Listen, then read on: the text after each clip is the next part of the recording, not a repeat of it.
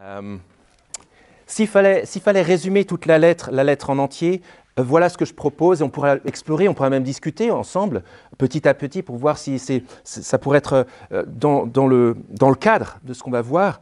Cette lettre nous parle du plan de Dieu pour une nouvelle humanité, et puis de l'Église dans toute sa beauté.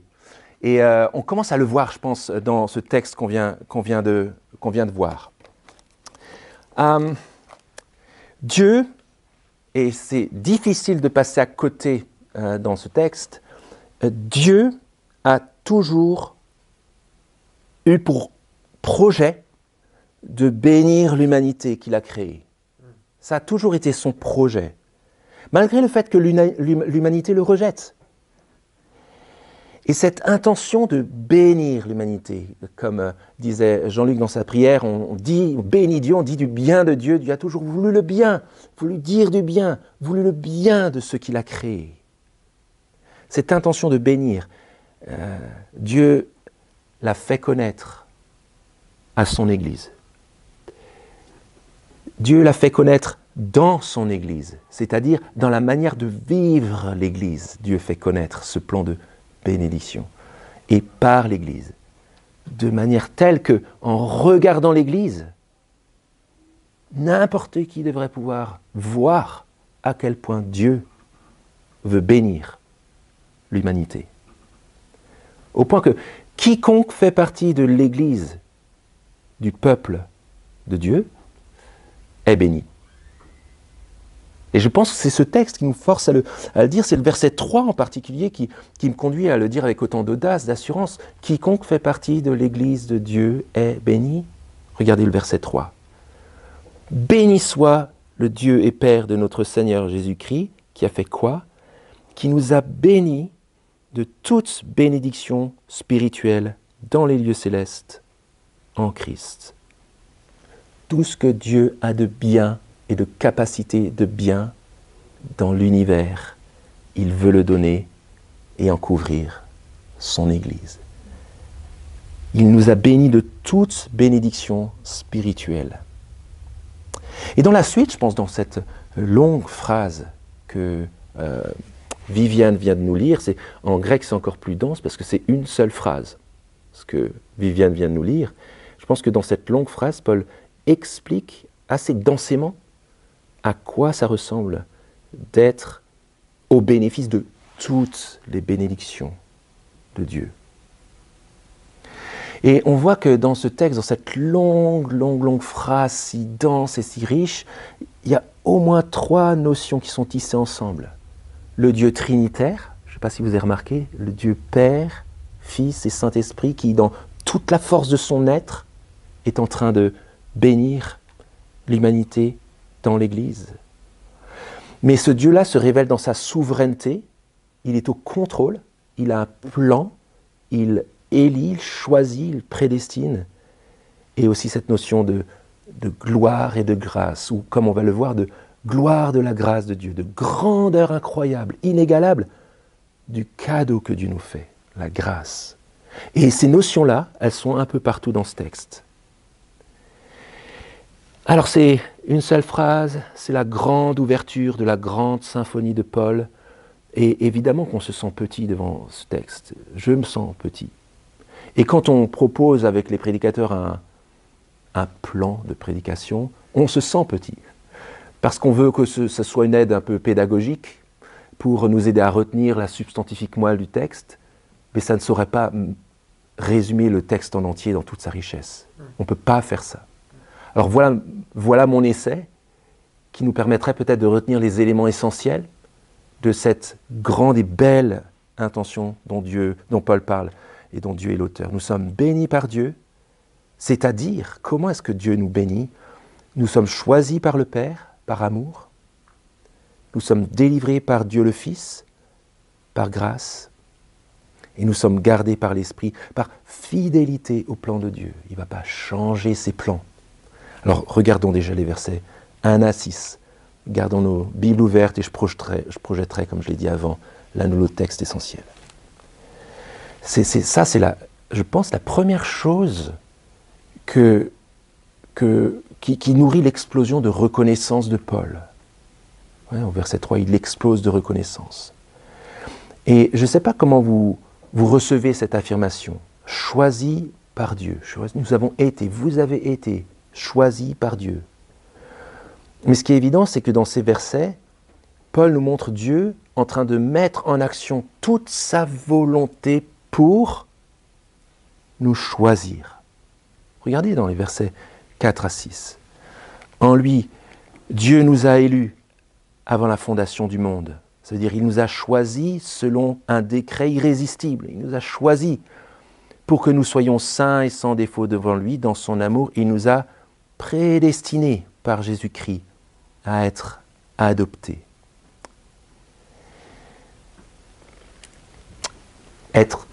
L'élection, c'est le choix de Dieu formulé dans un appel irrésistible.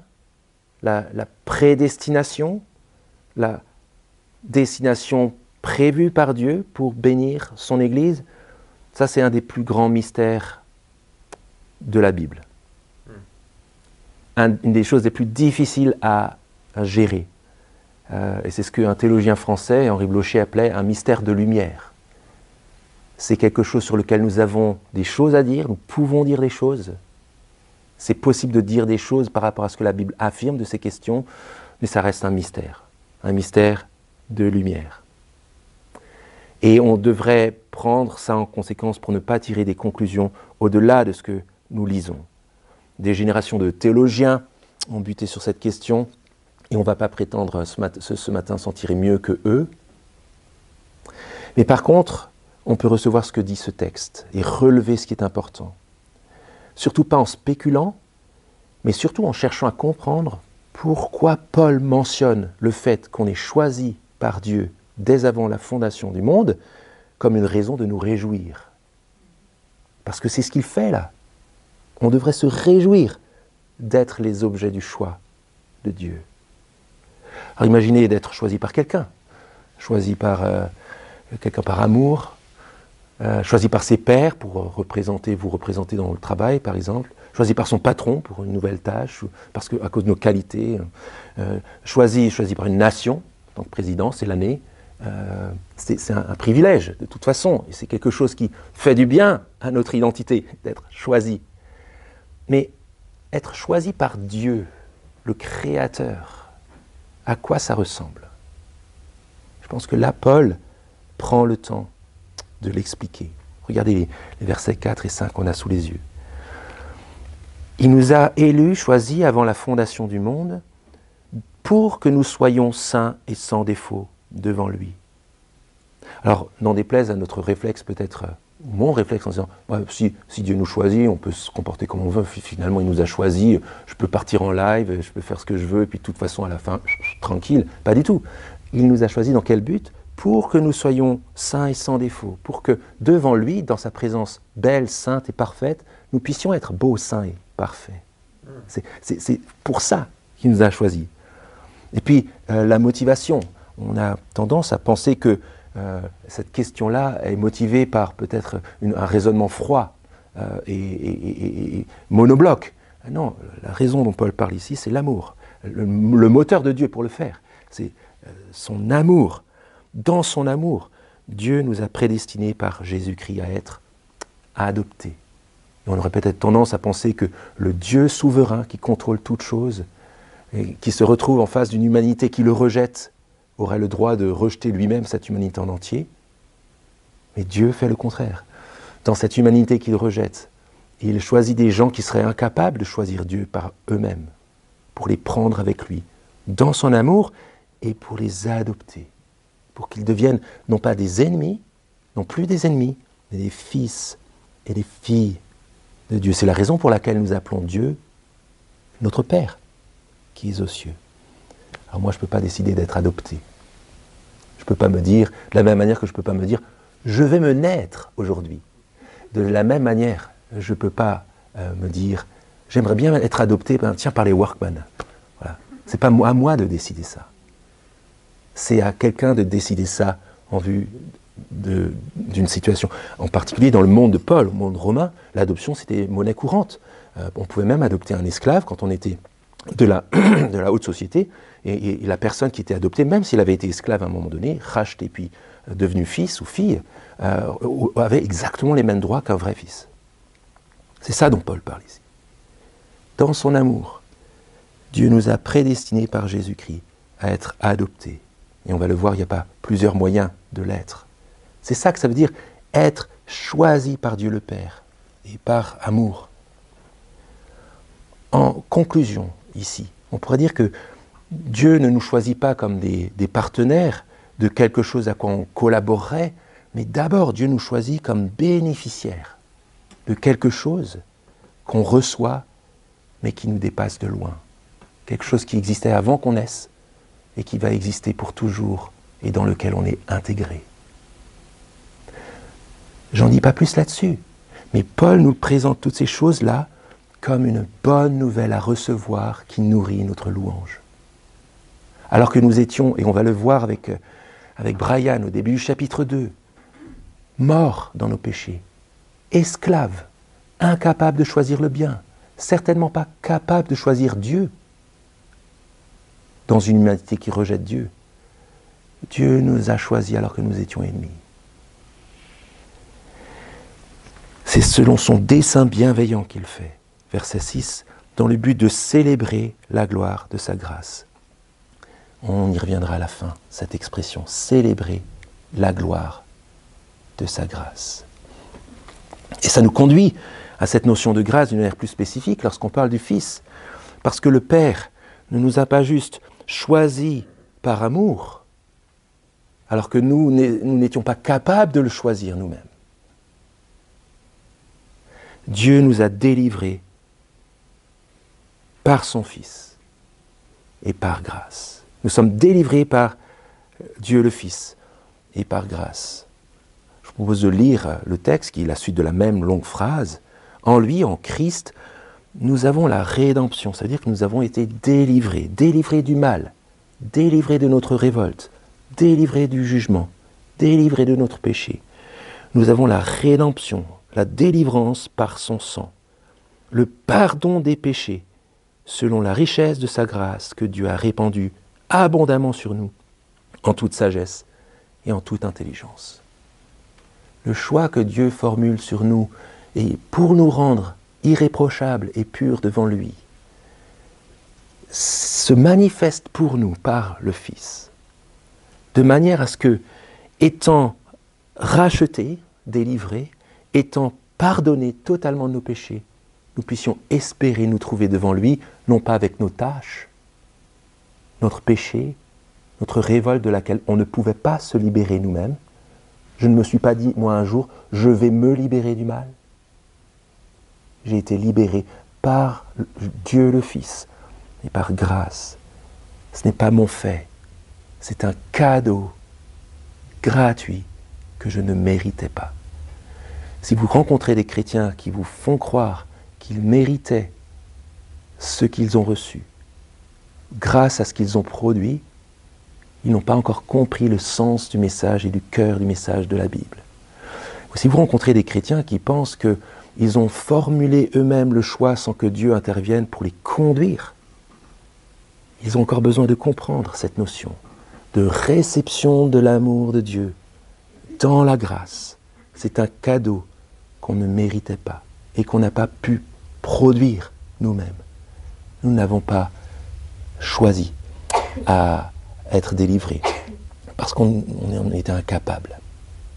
Alors bien sûr, on va avoir l'occasion, je l'ai dit avant, d'explorer petit à petit la notion, la portée de ce que c'est la grâce. Mais on peut déjà dire maintenant que la grâce, c'est le cadeau que Dieu fait à une humanité dans laquelle la destinée est la perdition. Toute l'humanité, normalement, devrait être exposée au jugement de Dieu parce qu'elle rejette Dieu. Mais dans sa grâce, Dieu décide qu'il n'en serait pas ainsi. Que malgré le fait que dans cette humanité, des hommes et des femmes méritent vraiment d'être condamnés, ils soient pardonnés, délivrés, adoptés par lui, choisis par lui pour toujours. Nous avons été choisis par Dieu et par amour avant la fondation du monde, avant que nous soyons en capacité. Nous sommes délivrés par la mort de son Fils qui nous a saisis alors que nous ne pouvons pas sauter hors du trou. Mais pourquoi?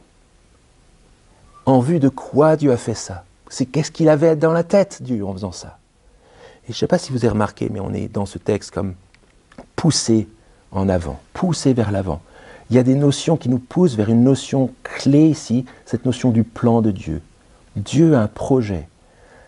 Avant la fondation du monde, il en est question, on en a parlé, nous sommes prédestinés selon le dessein bienveillant de sa volonté, et un peu plus tard, on verra que Paul parle que nous avons été mis à part, prédestinés selon le plan de celui qui opère tout selon la décision de sa volonté. Comme poussé vers l'avant, vers cette notion du plan de Dieu qu'il est en train d'accomplir par et pour l'Église.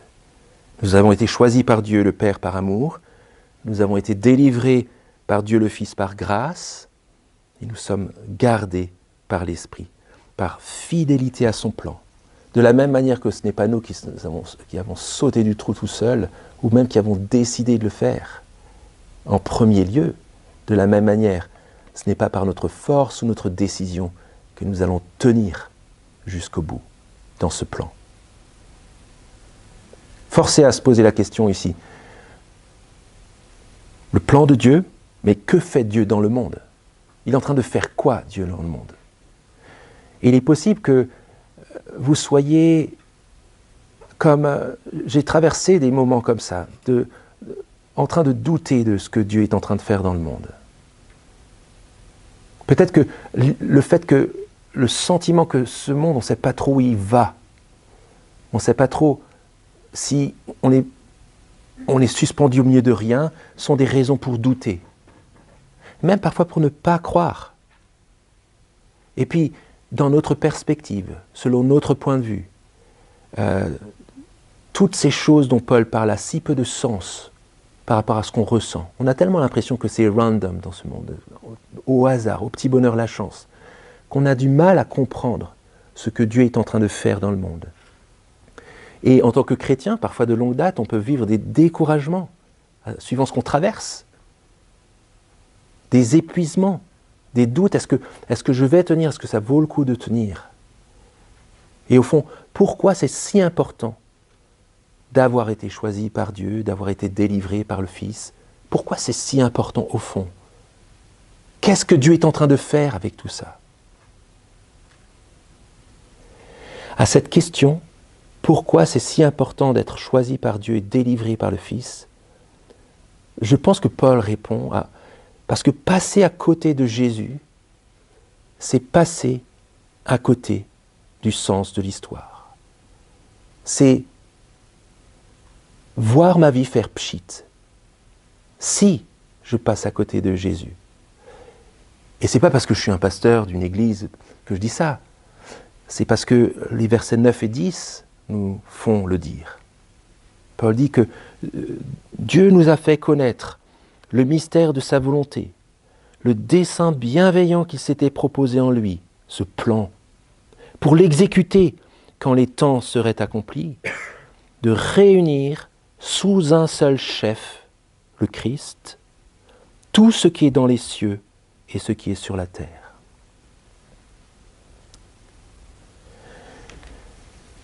En qui est-ce que Dieu a conçu son plan?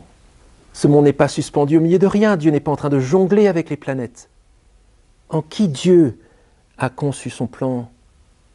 En Jésus, dans le Christ. Comment est-ce que Dieu nous intègre dans son plan? Par Jésus, par le Fils. Vers qui conduit son grand plan? Vers Jésus. Dieu exécute en ce moment même, dans cette fin des temps, quand les temps sont accomplis, ce plan-là de réunir sous un seul chef, le Christ, tout ce qui est dans les cieux et sur la terre. Alors quand on a l'impression que ce monde et cette histoire, nos vies sont disloquées et partent à volo, n'interprétons pas cela comme le fait que tout part effectivement à volo. Comprenons que la situation actuelle est liée au fait que ce monde est encore disloqué, mais Dieu est en train de le réunir sous un seul chef. Et il le fait de deux manières.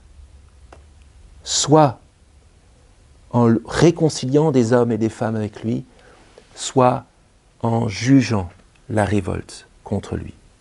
C'est comme ça qu'il réunit sous un seul chef, incontestable, tout l'univers, toute l'humanité, pour qu'au fond, il n'y ait plus de révolte, de chaos, pour que plus rien ne parte à volo.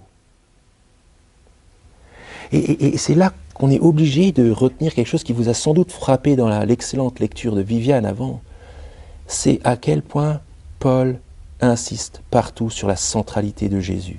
Verset 4, en lui. Verset 6, par Jésus-Christ. Verset 6, il nous a accordé sa grâce par son bien-aimé. Verset 7, en lui nous avons la rédemption. Verset 9, il s'était proposé son plan en lui. Verset 10, un seul chef, le Christ. Verset 11, en lui nous avons été mis à part. Verset 13, en lui, vous aussi, vous avez cru. Verset 14, le Saint-Esprit de Christ devant Dieu garantit le gage, on va le voir dans quelques instants. En lui, en lui, en lui, en lui. La centralité de Christ, qui est le seul chef. Et les amis, je crois, en tout cas pour ma part, je devrais dire, j'allais dire, on est trop petits joueurs. J'aimerais dire, je suis trop souvent trop petit joueur. Parce que je suis tellement centré sur mon nombril. Je pense qu'on est trop centré sur notre nombril.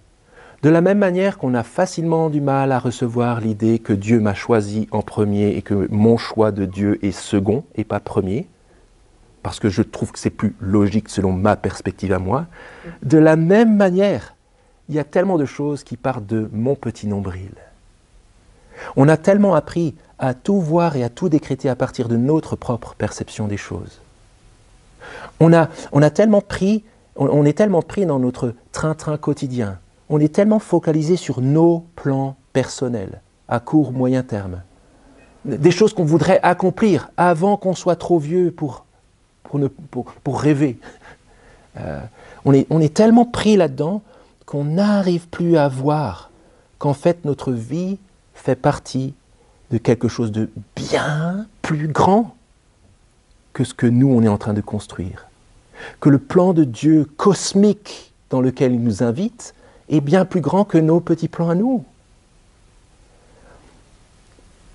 Ce grand angle nous fait dire que nous provenons de bien avant cette vie et nous allons bien au-delà de ces quelques 70, 80, 90 ans que nous sommes appelés à vivre ici, avant la fondation du monde et pour l'éternité, le plan de Dieu dont nous sommes les objets d'amour.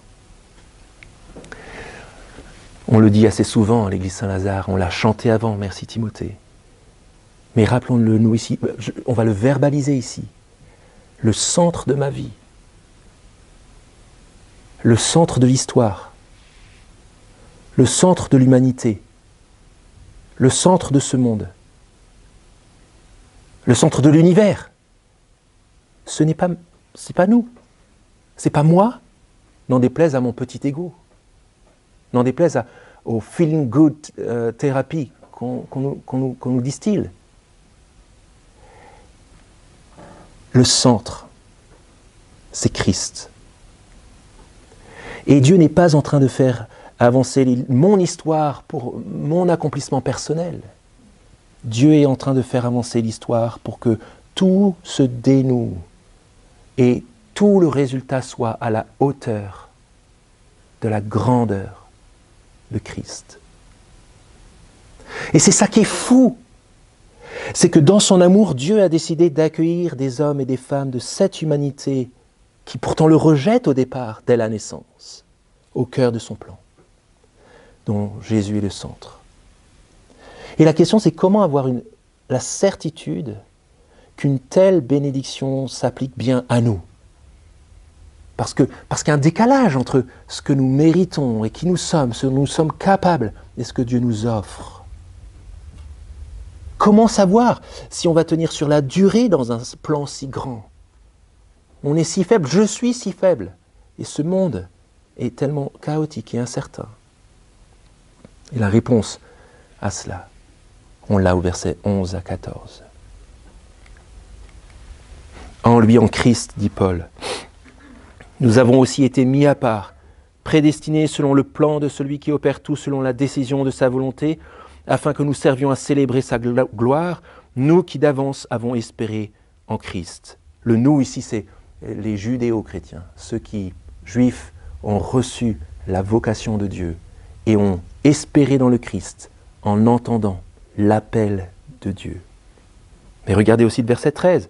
En lui, en Christ, vous aussi, vous, les non-juifs, et Paul va s'étendre dessus au chapitre 2, après avoir entendu la parole de la vérité, l'évangile de votre salut, en lui, vous avez cru et vous avez été scellés du Saint-Esprit qui avait été promis et qui constitue le gage de notre héritage en vue de la rédemption de ceux que Dieu s'est acquis pour célébrer sa gloire.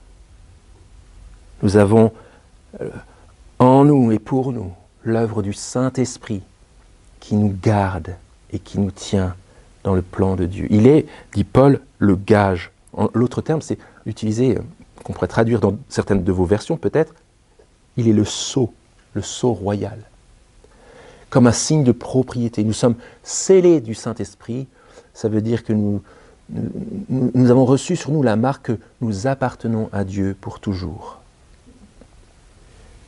C'est l'Esprit qui applique l'œuvre de Jésus dans notre vie.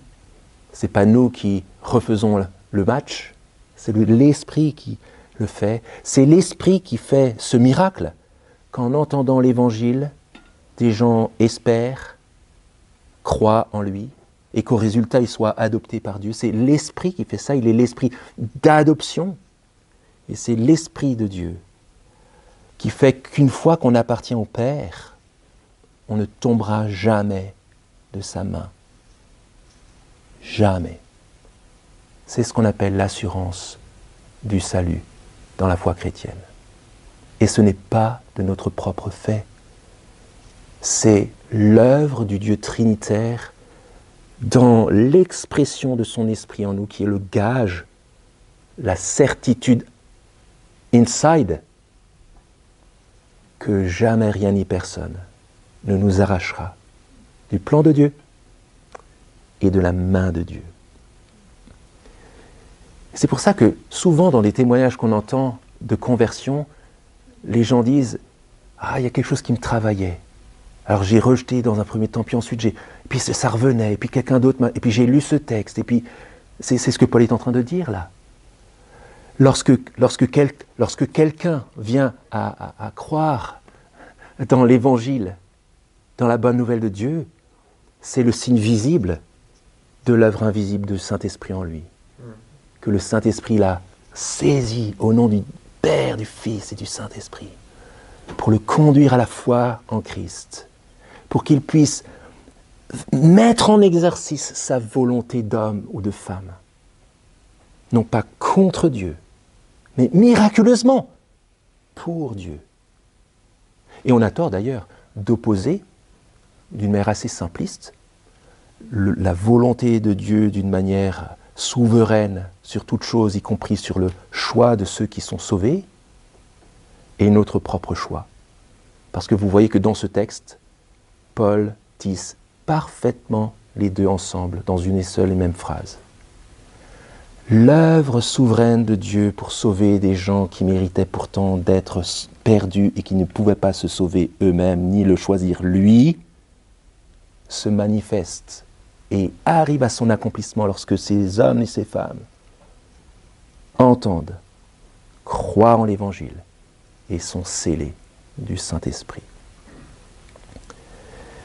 Alors oui, bien sûr que nous avons choisi Dieu en tant que chrétiens, évidemment, mais comme une réponse à l'appel d'amour de Dieu. C'est parce qu'il nous a choisi le premier que nous avons la certitude de tenir en lui.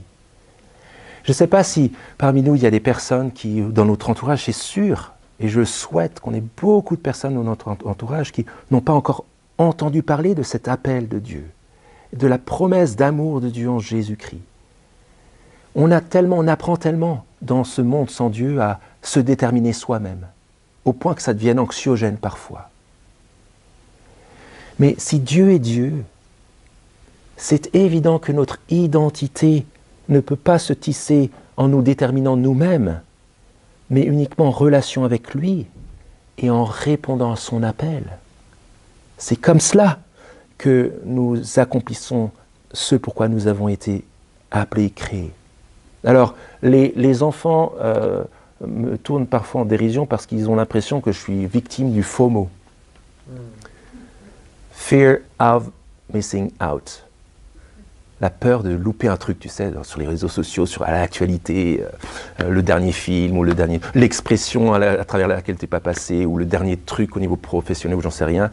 La peur de passer à côté d'un truc important où tu as le train qui passe et toi tu es sur le quai, tu regardes, tu dis ok, bon d'accord, je suis de la génération précédente, j'ai l'impression, peut-être celle d'avant.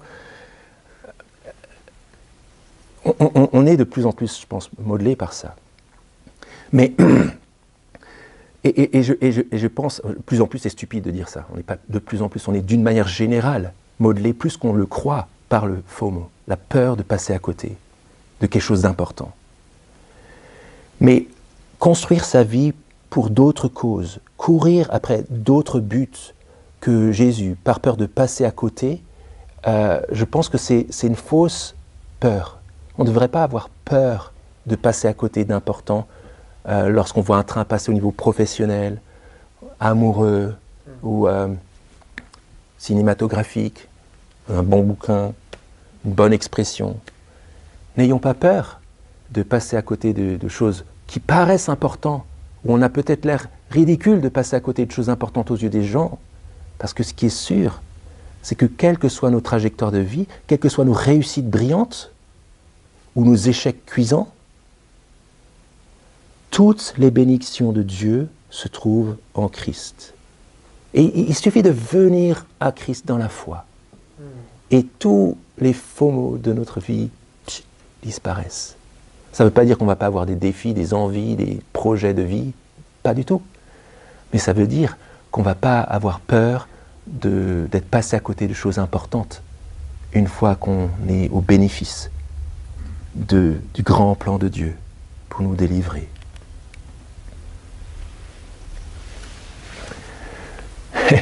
Dans la culture populaire, dans les romans, dans les grandes histoires, peut-être dans nos rêves les plus fous, on pense à ces situations dans lesquelles un puissant, un roi ou un chef dit « Si vous accomplissez telle ou telle tâche, je vous couvrirai d'or. » Un petit peu comme dans Mission Cléopâtre, par exemple, super référence, veuillez m'excuser. Ouais, si toi tu fais ça, je te couvrirai d'or. Mais ce qui est intéressant, c'est que Dieu nous couvre de ses bénédictions en dépit de ce que nous avons fait, grâce à ce que lui fait. Regardez une dernière fois le verset 3.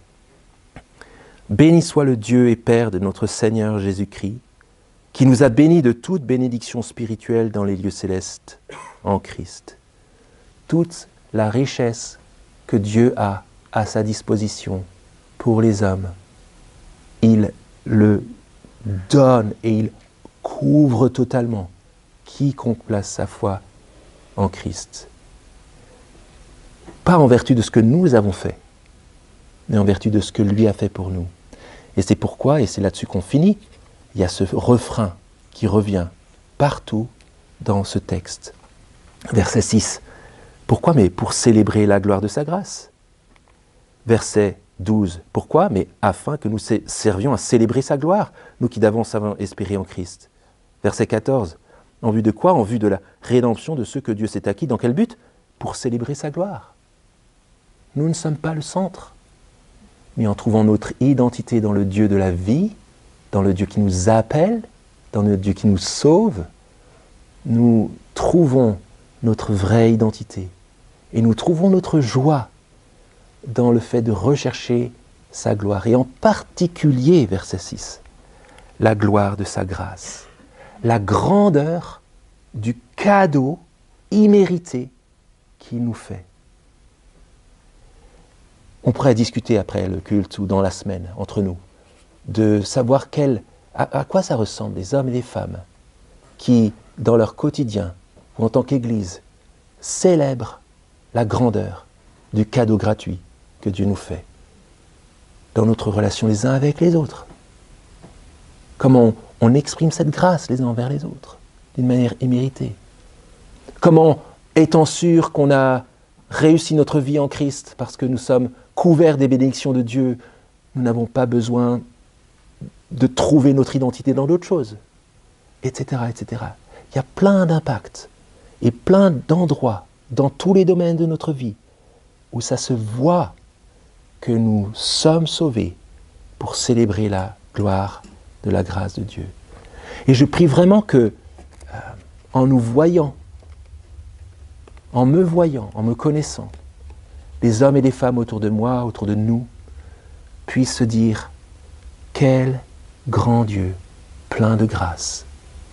Je veux répondre à son appel. » Je vous invite à prier.